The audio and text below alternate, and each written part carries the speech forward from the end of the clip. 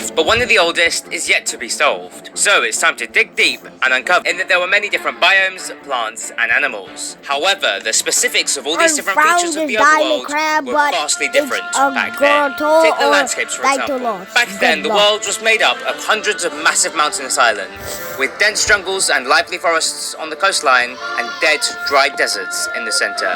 They also had a lot of glaciers back then. But enough on the land for now.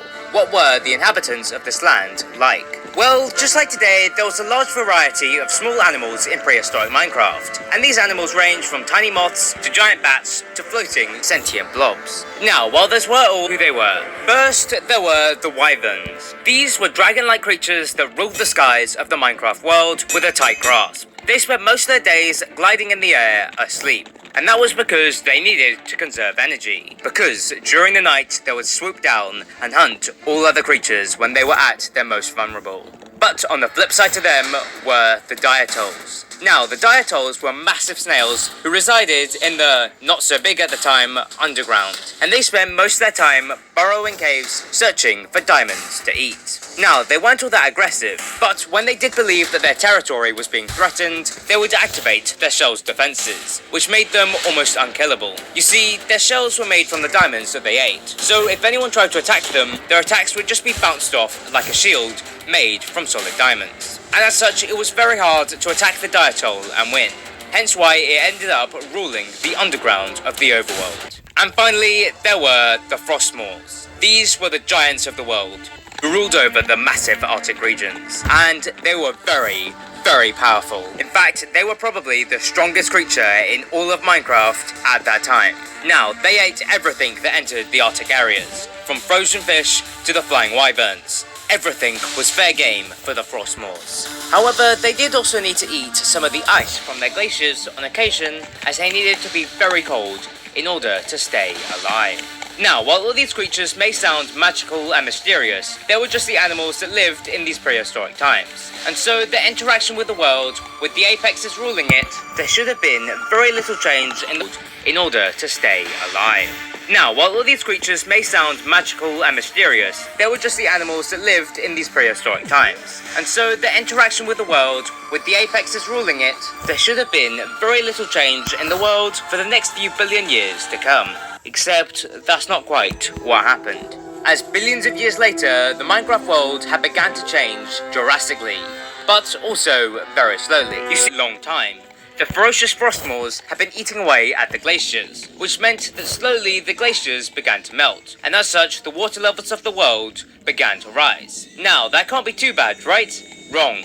Remember all those luscious jungles and forests that were on the coasts of these massive islands in Minecraft? Well, they were the home to 99% of all living things in the world at that time. And well, with the water level rising faster than these jungles were expanding, the jungles eventually started to submerge into the ocean. Now, that meant that all the creatures that lived there would be forced out of the safety of their jungles and forests and into the harsh areas of the deserts. Now, a really big problem with that is that in the deserts, there isn't exactly all that much food for everyone. And as such, the populations of these creatures started to decrease. However, when one started to decline, they all did, in a massive snowball effect, where not too long after being forced into the deserts, the amount of living creatures on the overworld was just a very small fraction of what they used to be. Even the wyverns started to die out, and they were meant to be the hunters of everyone else and the undefeatable.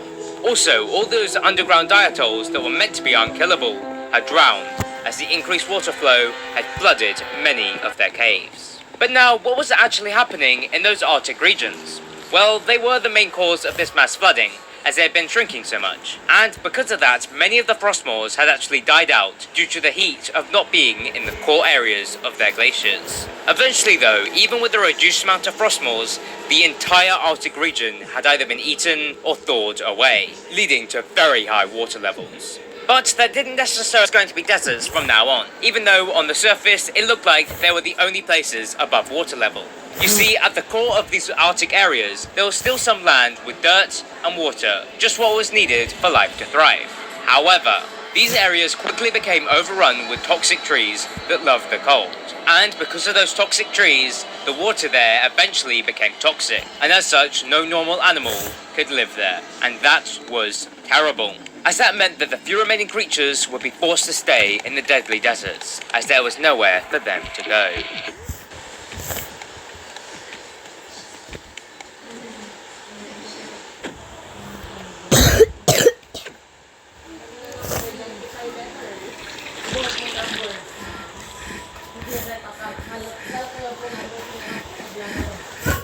Swampland looking for a new home. Also, many of the bones of these creatures would eventually fossilize in these deadly conditions. But overall, it was just a terrible time in the Minecraft world, and it would only be getting worse. You see, the overworld was starting to drift closer and closer towards the sun, which was causing its atmosphere to start being ripped apart. And if nothing was done soon, the atmosphere would be destroyed, which would kill any remaining creatures on the world. And it would probably be destroying the entire overworld. So it looked like that there was no way out of this deadly fate. None of the creatures in the world at this time were nearly smart enough to solve this problem. But it was then that something changed.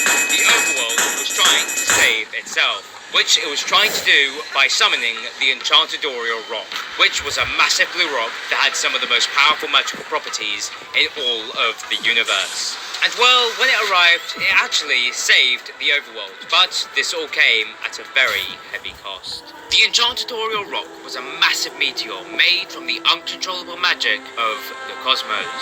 That, when it landed, pushed the overworld backwards and put it on a trajectory away from the boiling sun. But in doing so, since it was made from uncontrollable magic, there were consequences of using it. Mainly that it sucked in all the weaker surface from the overworld, due to that, with the only form of life remaining being the fungi, or the now burned green blobs. Also, some of those animals who had died there were actually fossilized very quickly because of how much pressure there was within the air. But on the bright side of all this, it did save the overworld. Also, that dimension, well, it was the subscriber, the Nether. Now, let's go back to the overworld. The Enchanted Rock had imploded, and due to that implosion, most of the Enchanted Rock was taken into the Nether, but a few shards of it were left behind. So now the overworld was a desolate wasteland of rocks, but that was quickly going to change, as those few remaining shards in the overworld had magical abilities, and they were able to create new life. And so those shards they gave the new creatures of this world magical powers. Meanwhile, other shards lay dormant under the ground, with a lot of power left untapped within. So not too long later, Copeland would start up another stream, and he was returned very cautiously to that same room, but Herobrine was nowhere to be found.